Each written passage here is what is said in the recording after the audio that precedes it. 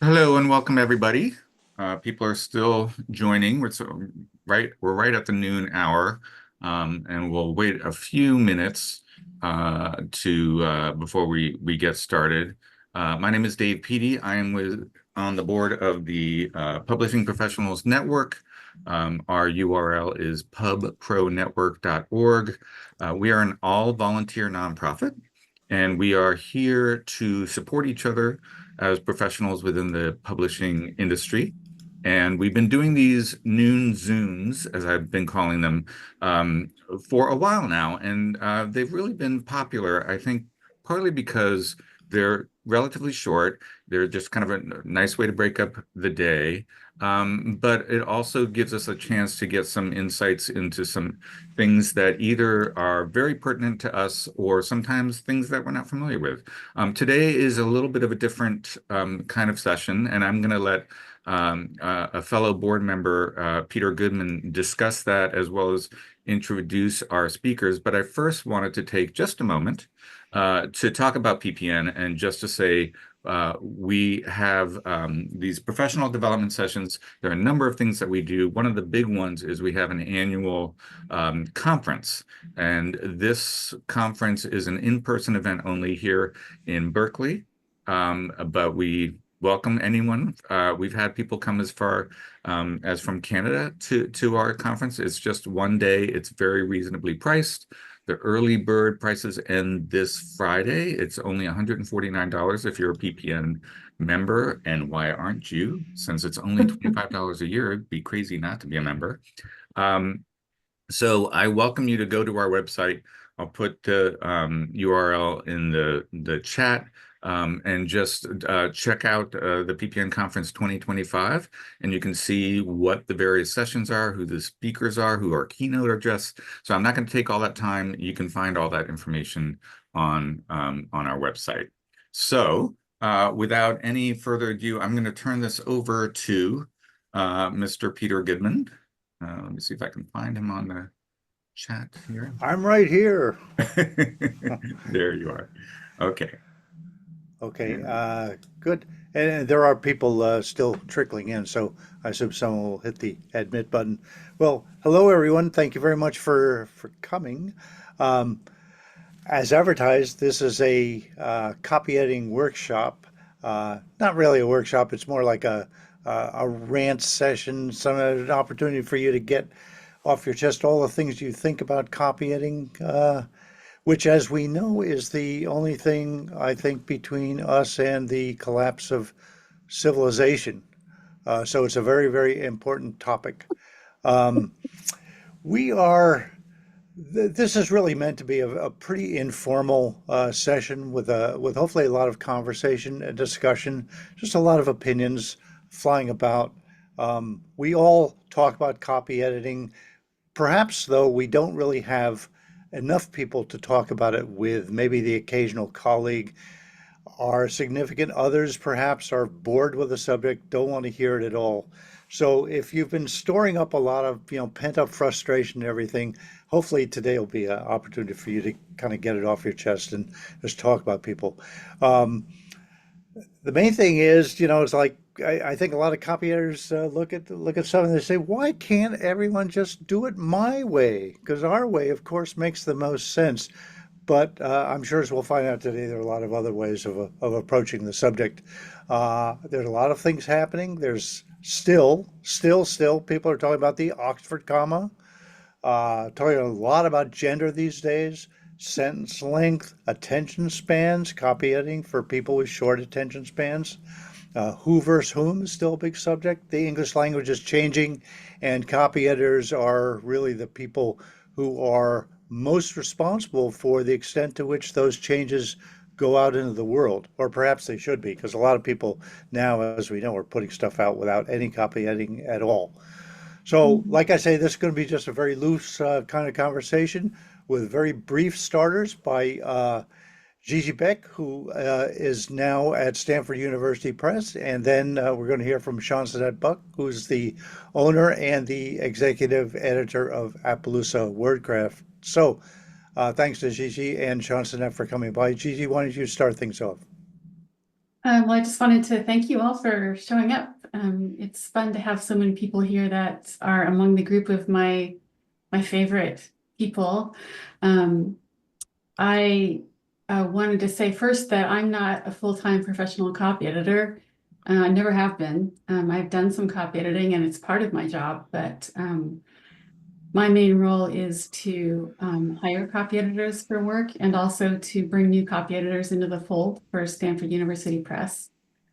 And I just, my favorite part of my day is when I get to exchange emails with editors because they're such interesting people and they bring so much to their work, so much passion and care that I really have a huge respect for and love for the people I work with who are copy editors. And I think the other thing I wanted to say is that I'm in an unfortunate role a lot of times of being part of the system that doesn't adequately compensate copy editors. And I think that that's something that needs to be foregrounded in a way because it affects what we ask of copy editors, at least at Stanford. And I think this is industry wide. Um, and Nevertheless, what editors do is critical, not only to helping our books find their readership, but also keeping the clarity of ideas flowing in this increasingly confusing time. With that, I think I'll pass it on to Johnsonette. Okay, first of all, thank you. And that was awesome. I feel the same way that you do about copy editors and editors in general. They're my tribe. I'm sorry, I'm having technical difficulties, so I'm on my phone on a foreign Zoom. I'm not on my own Zoom, so you can't see my name, but my name is Johnsonette Buck, and my pronouns are she/her. I too am not a professional strictly copy editor, although copy editing is a huge part of my job. I'm an academic developmental editor, and I work with in the policy space with think tanks. So my authors are all sociologists, they're math people, and my job working with the communications departments of the organizations that I support is to help turn their final piece, usually 15, 20-page report with technical appendices and all kinds of things like that, to something that lay people, first off, would be interested in, because these folks write for each other. And then our job as communications is to translate what they've written, retaining the meat of it, but to translate into something that, one, lay people can be interested in, would be interested in, find compelling, and two, more importantly, policymakers, because the institutions that I work for, they publish for policymakers. Most of my clients are in California, so that would be in Sacramento. And those folks are busy. They are running from meeting to meeting to meeting. They have huge, important decisions to make, and they have to be able to grasp at a glance what is the core of this argument. And my authors are math people. They're not English. They're not writers per se. Some of them are. So I take my role. I see my role really as almost as a writing instructor with them. I want to help them not only get the manuscript to the point where it's feasible and readable and clear, but to help them gradually over time as they work with me to be able to avoid some of these things that we run into all the time. For instance, unnecessary repetitions of phrases. I don't know if you guys get that. I see Kay is nodding and smiling. You know, my authors, although they're brilliant researchers, and they work in teams, so I don't just work with one author at a time. It's like 4 or 5 easy for a document. And they're very confident about their abilities, but they're not confident because they're not writers per se. They're not confident about whether or not they're going to get their point across. So one of the ways that this shows up in a report is just radical repetitions of the key phrase that they're writing about that's actually in the title of the piece and in the subheads and in the first paragraph over and over and over again.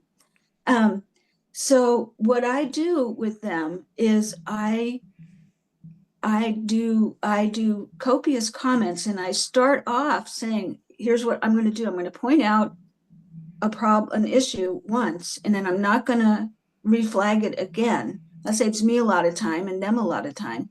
And then I always cite why this is an issue. For instance, if it's a compound, hyphenated compound, I'll say, okay, the style guide says it has to be this. And then, so I'm giving my academics the citations that they need to feel comfortable with the choices that I'm making.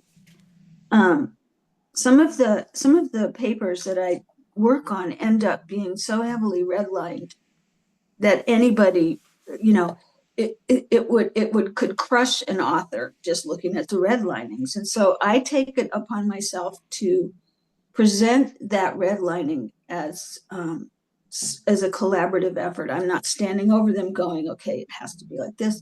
And I use the word we a lot in my comments. But that being said, like I have all the same nightmares that you folks do as copy editors that keep me up at night. This author wants to hyphenate this compound in this way, and it's not correct.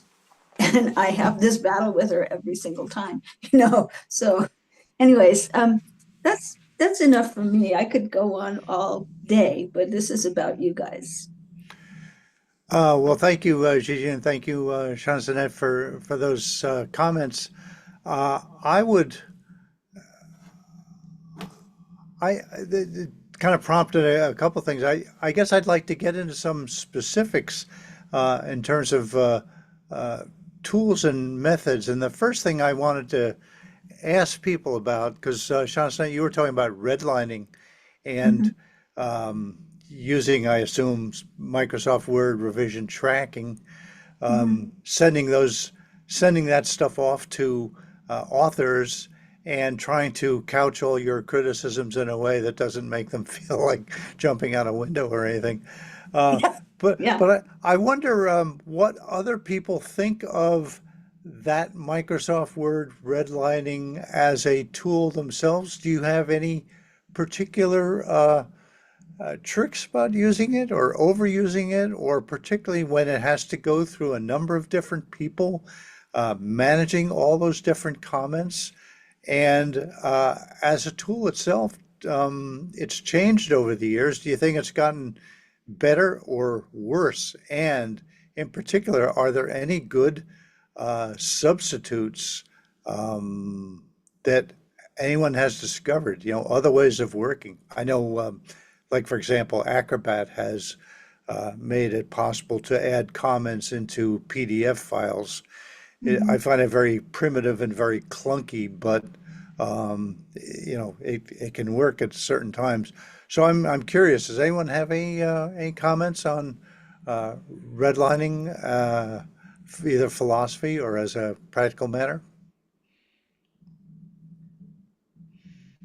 You can raise your hand or say something in the comment, or don't let me call on you. Goodness.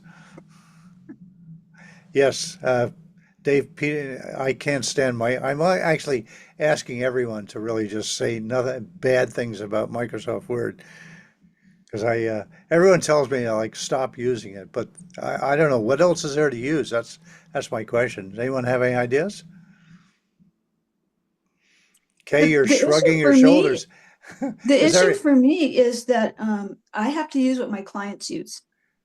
Okay. I used to use an open source, I forget what it's called. for my own write, because I'm a writer too, for my own writing, I'd never used Microsoft Word. I used an open source kind of clone of that.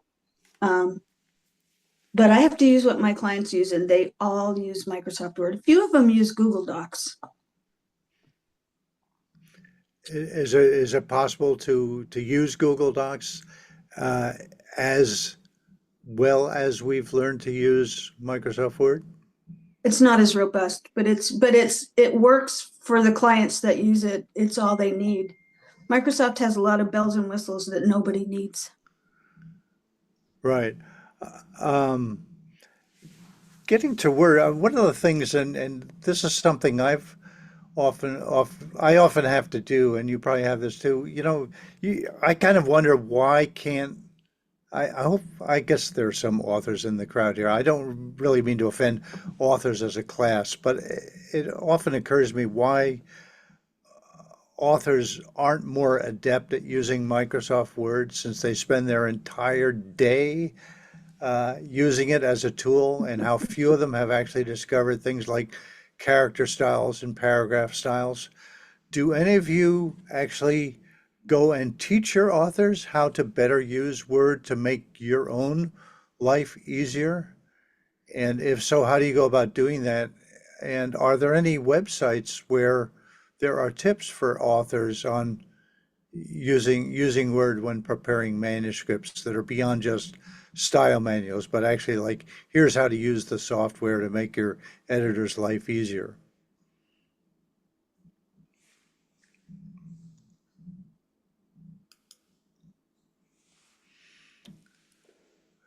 Um, Okay, I wasn't able to unmute for a while. I'm not sure if other participants are able to unmute. Was getting a message that the host wasn't allowing participants to unmute, so I oh, if may people have are, something to do with the dynamics here. you can always raise your hands if you need to speak, for sure, under the little participants bug at the bottom.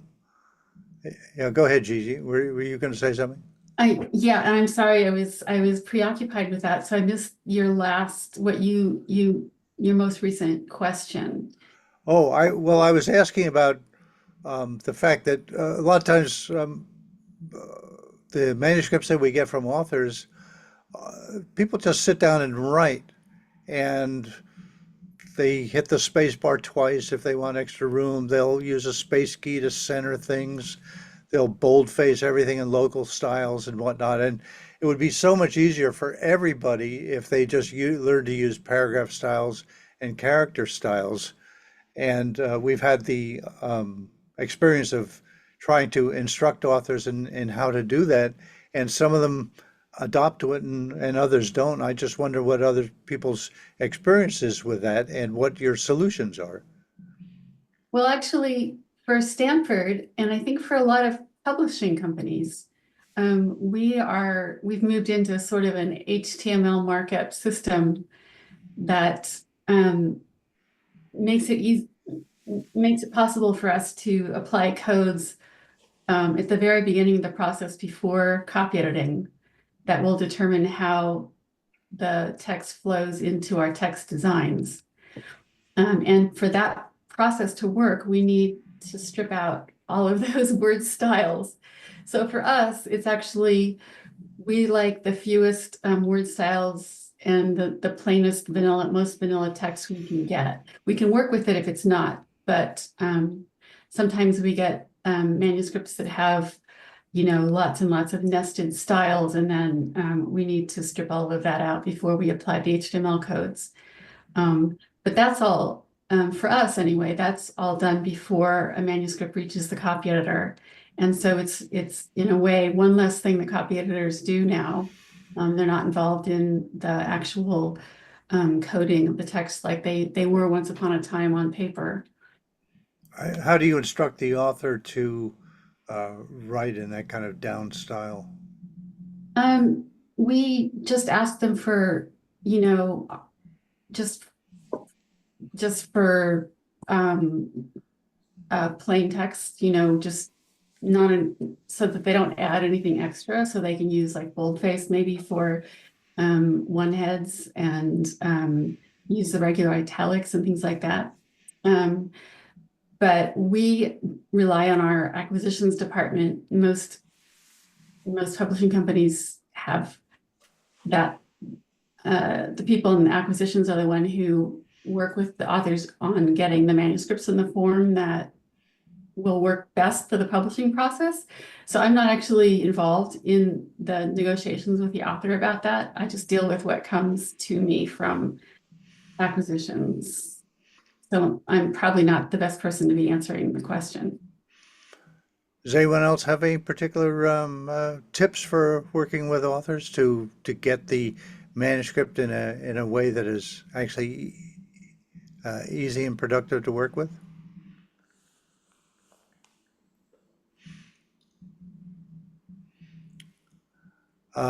If not, we can certainly move on. But if anyone does, oh, David, let's see, David Van Ness. Go ahead, David. Yeah, one of the clients that I worked with for a very long time set up a very simple Word file with about 10 style sheets. Title, head 1, heading 2, heading 3, body text. Very simple. This was for a publisher that did not deal with mathematics or extensive tables, things like that. But it was a beginning point for authors, so they weren't having to start from scratch. Usually this was something that they could send to authors that hadn't already written their manuscript, hadn't already written the book. So that's my experience. It saved a lot of time later in the production process. Then David Jalanka. Hi. I was just going to say, one of the important things we have at Stanford is author guidelines that are given to the author early. I mean, often before they've written the book, if it's that kind of contract. And by establishing your own guidelines up front, you're not going to get every author to follow your rules, obviously, but you'll get closer. You'll get closer. Yeah. And I think that's really critical. And I also second David Van Ness's idea about having templates that an author can use that you can even lock in a sense, so they can't add new styles to it. So I actually kind of like Microsoft Word because you can do things like build templates, lock certain features. So that robustness gives you an opportunity to control the quality of the manuscript a bit more than you might otherwise have. Are there any websites that anyone has run across that offers these kinds of tips that we can point the authors to in advance of getting their submission? We do have someone who put in the chat, my Letitia Sullivan. I'm sorry if I butchered your name. Let's see, it's word.tips.net -index, favorite word tip site, and they have apparently a fabulous newsletter. Feel free to raise your hand if you have other ones, and we can definitely put them in the chat, because I think it's good to have the accurate URL there, but feel free to raise your hand. Oh, okay. All right, great. So going to the chat, let's see.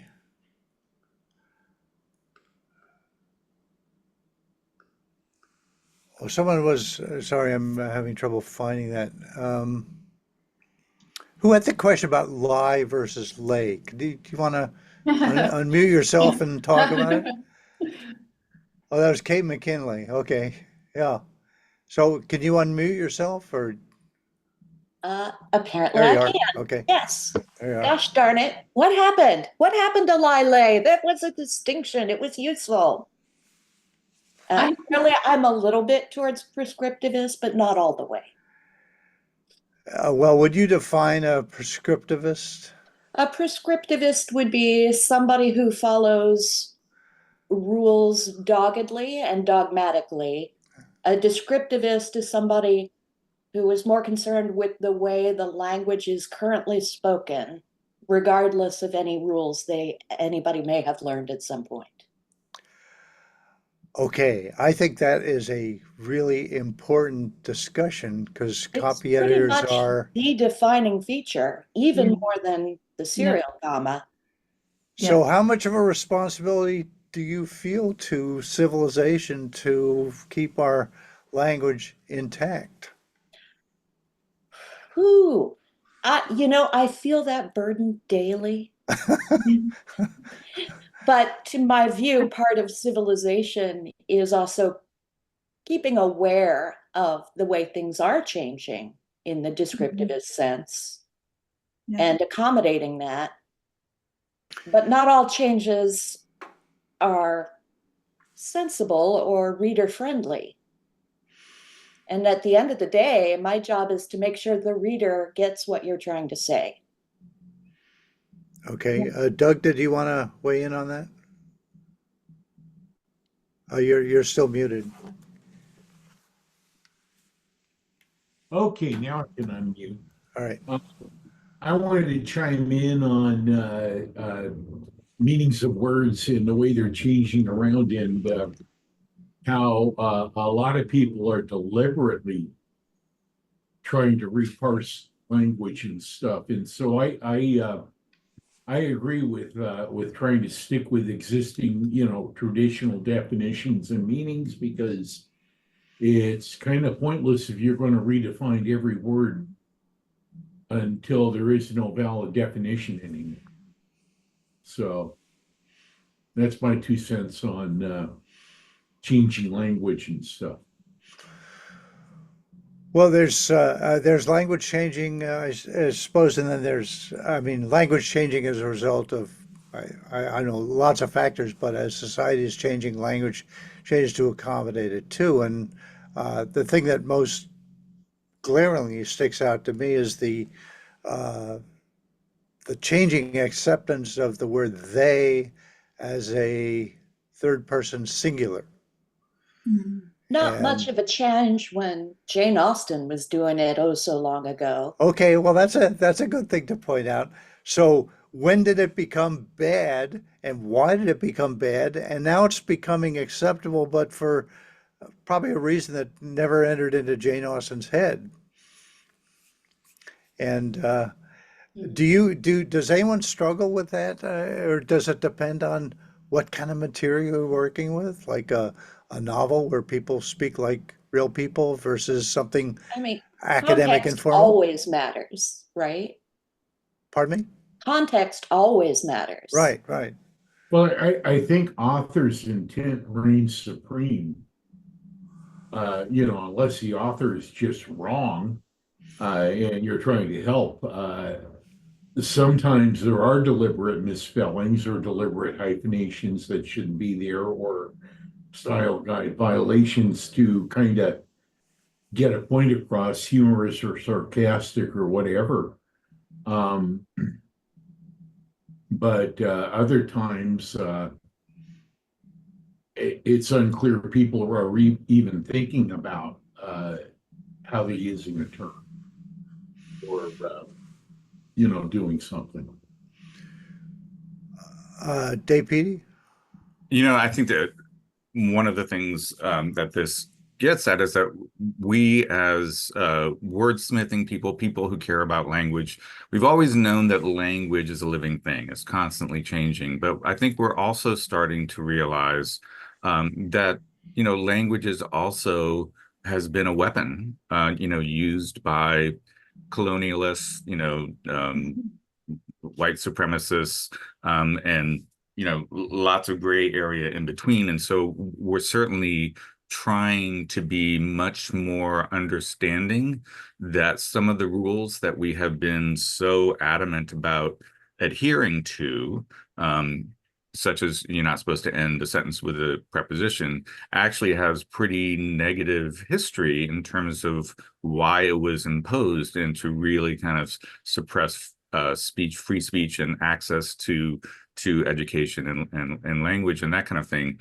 And of course, we also see now the pushback. I mean, we're seeing it in lots of arenas, not just in language, with people who sort of define this as being all woke or whatever. And, at the risk of having Doge come in and I don't want to make this political, but, basically saying, all of this paying attention to gender identity and all of that kind of thing is just, getting away from what we should be doing.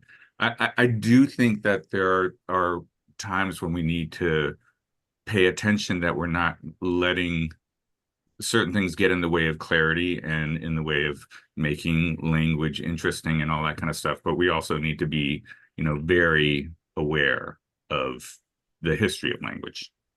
Yeah.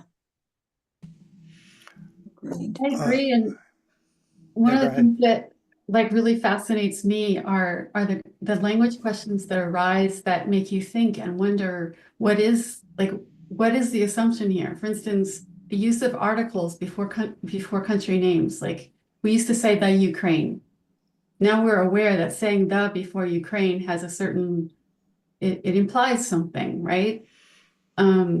So I think that even the discussion itself is valuable because it makes you aware of history and how language is implicated in that history and also how it can drive the history. So I think that it's always a valuable discussion, and at least in the work I do with copy editors, it's often a negotiation with the author.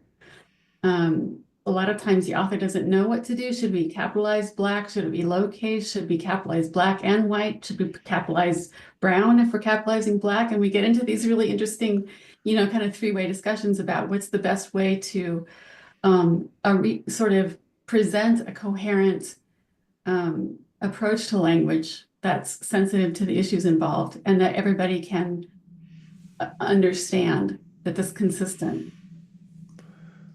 I agree. I agree with you, Gigi, and also Dave. For me, it's a matter of balance and clarity, but especially right now. I mean, we, not to push anybody's political buttons, but we are living through 1984, and there is quite literally, a very long list of words that the White House has banned from use. And that's just the surface of it. So in a way, it's a revolutionary act. It's an act of active opposition to fascism, what we do in terms of supporting a fluid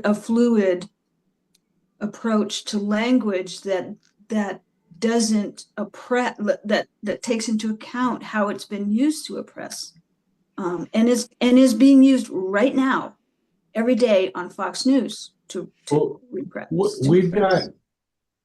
We've got people criticizing how things have gone Orwellian on us by calling the criticism Orwellian. So yeah, you know, I know. that's full blown accusation and mirror 1930s policies. So and the solution to that is to pretend everything after 1930 didn't happen, so that the other guy's the one who's, I know you are, but one am I, is what it's turned into. So that's where I'm concerned about language losing meaning, words losing meaning, because everybody's redefining them. And I've ranted before about fascists who are who call themselves conservatives so that they can call conservatives liberals and moderates leftists, and leftists fascists. It's if you remove meaning, then brown isn't brown, and up isn't up is down, and it becomes nonsense. So we got to have a little bit of word police, but we also got to have room for using, making up words to get a point across if the word doesn't exist. Without somebody trying to invalidate the comment by saying that's not a real word. Because we're even seeing that when people are using real words. Yeah. So Go ahead, Kate. yeah, I'm off. Isn't that kind of our job, though? To point out that word doesn't exist. Yeah, and that goes back to what I said about author intent. Exactly. Sometimes So it's our job to say that word doesn't exist. Did you mean this? Did you mean this? Or did you mean this? Or And did help them you just make it coin a word? readily apparent to the reader. Or did you just coin a word? Right? But can it be figured out from context or not? Well, that goes back All to of which is intent. significantly different from a fiat from a government department or official. Well, can you imagine having been a copy editor? I don't know what the Department of Government Weather Broadcasting or whatever the heck it's called, and for years you've just been going about your business, making your language plain and simple and communicating exactly what you mean, and then suddenly last week you're given a list of words that you're not, or phrases you're not allowed to use, like climate change or global warming, and you have to figure out how to say everything by restricting your language or by directing it. And it must be a struggle. I wonder if there are any freelancers out here in the group who have had an experience of getting a job from a company or someone, and then also a list of do's and do nots that shed some light maybe on that company's corporate values that perhaps were not in alignment with your own. Has anyone had that experience? Yeah, go ahead, Kate.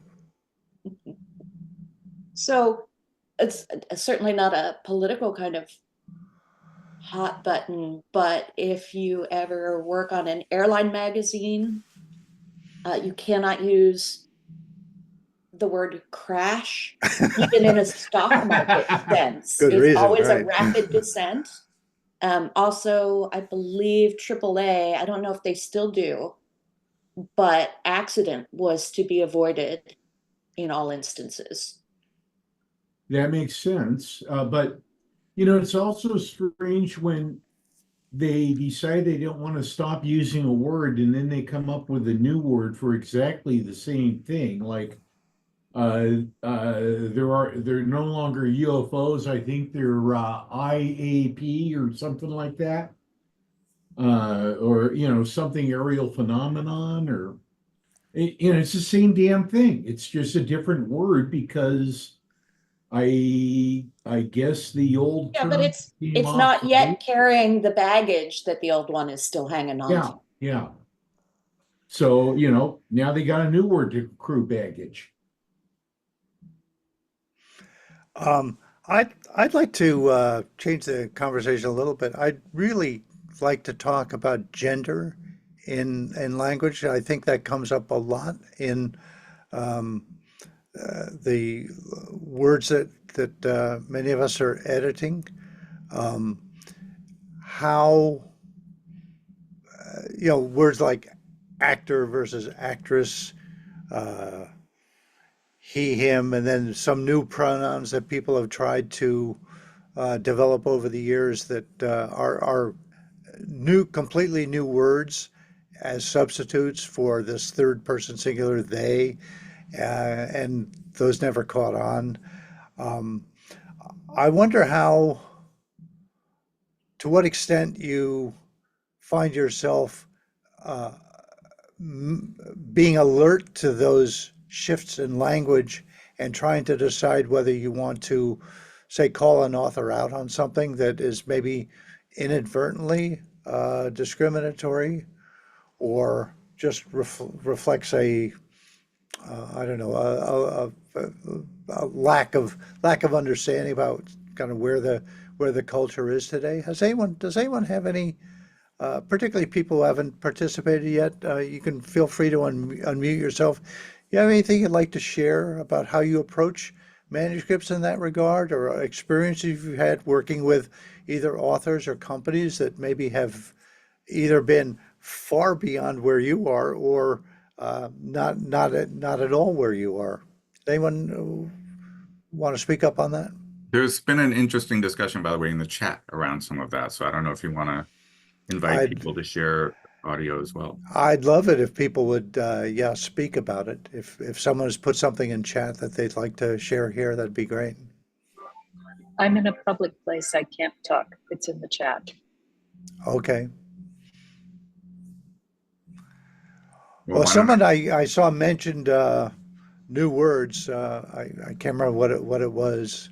Uh, instead of saying he, she, uh, I don't know. Does anyone remember that? Can anyone find that in the chat? Oh, he, them. Oh, themself versus them. Does anyone have a? Do you mean a case where you don't know their pronouns? Because if someone says their pronoun is they, then themself seems unexceptional. So that sort of thing. Is anyone dealing with those kinds of gender issues in language? Isn't that like multiple personality disorder if it's they or them or? I I don't know. I mean, they is kind of it's a solution. I suppose it's a solution that some people are unhappy with, and other people are very happy with. He, she, they, it, maybe one word, he should or something like that. Well, people have tried. I know. I'm not sure anything has really caught on over the years. I'm just tired of check boxes. I was commenting in chat where, gender identification, sex, pronoun, there's a whole section now on that. Come on. It's like that part's getting more important than what you're actually there for. Has anyone got the new Chicago Manual 18th? I think it's the 18th edition. I don't know what they're saying about it. Oh, you've got it. So do they have anything on gender issues in there, or is it all about how to cite stuff on the internet? Which is probably another complicated discussion.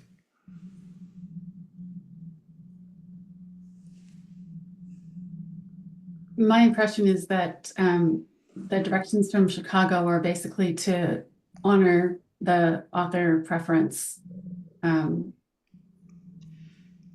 this particular case.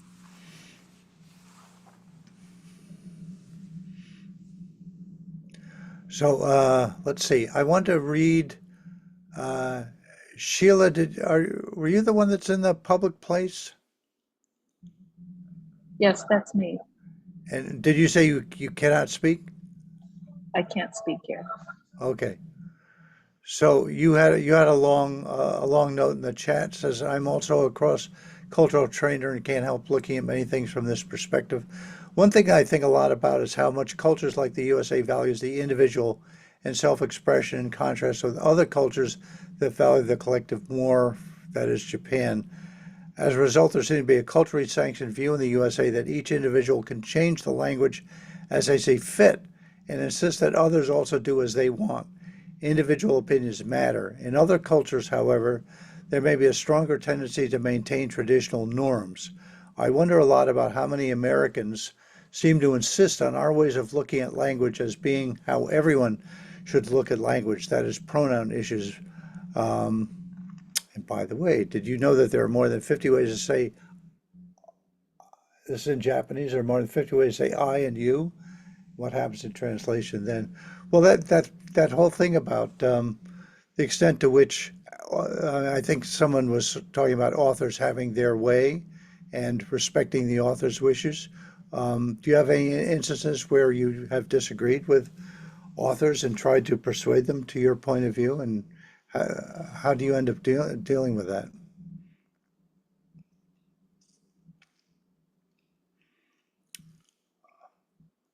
Oh, yes, David? Hi, I have a couple comments. Um, a some of this, I can't remember who it was, but there was a PPN conference a couple years ago where we had the speaker talking about this issue of using what language user and gender, how it's done. But what really struck me, and Dave Petey touched on this earlier, is that much of what I learned, I should have known it, but I learned it that day, was that language has been used to control, to say what is better, what is worse. The upper class chose certain ways of speaking, made that proper. Therefore, the people who spoke differently were less than them. And we all grew up learning this. And I'm afraid, I think personally, my personal feeling is we can all get a little too hard-nosed about some of this stuff. Language does evolve. And to be aware of that social control of language is really important. And I think, well, one person who mentioned, coining a phrase. Now, I'm not talking about just making up words, but the idea of at least speaking in a way that conveys your thought in a way that's meaningful is important, I believe. And so I believe that unless the author is, there are authors who just want things that make no sense. That's a whole other situation. And you're faced at a certain point with this concept of, do we want to publish this book as it is or not? And you make compromises along the way. I'm speaking as a publisher right now, right? We had a situation where most of the authors did not want to proof their chapters. So we ended up having to publish a book with unproofread chapters. Because of our scale of economy and everything else, that's what we had to do. So and you hate those compromises. Everyone hates those compromises. But compromises on a much lower scale, I believe, are style of language and use of language. And I think if it has an internal logic and it makes sense, perhaps there needs to be something in the foreword that says, I, as the author, use these terms to give the author, the reader, a chance to get through it properly. But I don't think, it's easy to feel like we're police, grammar police. And I don't know if that's the right way to look at what copy editors do and is what publishers do. I think it's more a mediator, grammar mediator, language mediator. But there's a lot to take into account there. And I think it's just part of what we do. I mean, it's like me talking about a certain way of producing a book. I'm going to think it's the best way, but that doesn't mean it is. So anyway, that's probably more than you wanted to know, Peter, but Yeah. those are my thoughts. Kate? So just brief report in on Chicago's stance. They seem primarily concerned that nouns and subjects agree in number, especially. They do endorse the singular they as a generic pronoun. And the final word is some people use neopronouns such as sie, zer, self. Unlike singular they, such pronouns generally take singular verbs. What's that pronoun? ZIR. Z-I-Z-I-R. Right. And what is that for? They call that a A neopronoun. neopronoun. I saw it like 5 years ago and stopped seeing it again about 3 years ago. So that fits with Chicago's general timeline. Well, I mean, using neopronouns like that just kind of calls attention to itself. Well, I think that was part of the point, would be my guess. Yeah. Dave Petey? Yeah, I wanted to, David brought up a former keynote speaker and Alex Capitan, and I put the link to the Radical Copy Editor in the chat. And the thing I loved about Alex was they focused on compassion in editing rather than what's right and what's wrong. And because it's really hard to know what's right and what's wrong. I mean, we all believe in clarity, right? We all believe in making sure that things are getting across right, but we also want to honor and respect the people who maybe are being talked about. So a lot of us who might be editing something that has something to do with indigenous peoples, we might not know the full history of the indigenous peoples. And we, as much as one of the things I love about wordsmithing and copy editing is that you get to learn all this stuff, is that you can't learn it all, right? Like it's too much in a way. And so you just have to come at it from a place of respect and compassion and know that you're going to make mistakes and not to beat yourself up over it. I remember I was working on a manuscript, and this is maybe, gosh, 30 years ago, I think. And the author was very cognizant of how, it used to be the case whenever as an author you presented for example, a general example, you would always use a man, a he, as your figure, like, and so what he would do, he was talking in general about people going out in nature and observing the world and experiencing things. And every paragraph he would switch from a general he to a general she. And so you were going back and forth, and he felt like this was the most fair way of doing it. And it just, this was just something I'd never seen done before. So every time it switched, I was aware of the change, and it just became very obvious and very off-putting in a way that I'm sure he didn't intend it to be. And these new pronouns strike me as being much the same way. I don't know. I mean, to Dave Petey's point, I don't know exactly how sometimes it's possible to do the right thing without calling too much attention to the word itself, to the artifice, I guess, of presenting an argument as opposed to the argument itself. That seems to be one of the main things a copy editor is supposed to do, is to stand out of the way and not be too obvious about the things they're doing, so that at the end of the day, when you read the book, you don't even realize that there's been any intervention between the author and the reader. Anyway, so I guess if we're sort of at the end of the discussion, I'd like to thank everyone for coming. If you have any further comments, please raise your hand. Otherwise, thank you, Gigi. Thank you, Chancenet, for your time. There are some great resources that are left in the chat. And I'll be sure to include those in our YouTube posting in the description when we post the video of this. Yeah, and this will be recorded and post up at a later date. So, Gigi, any last words?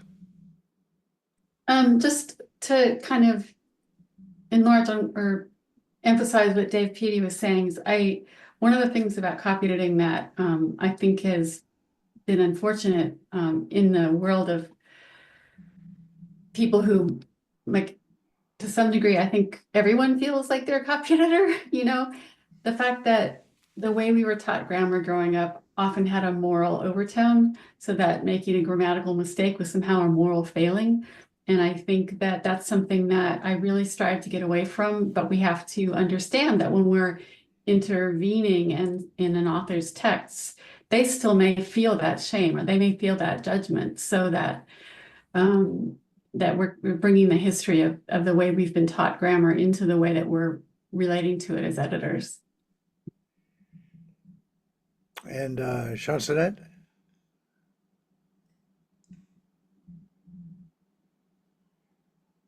You're still on mute.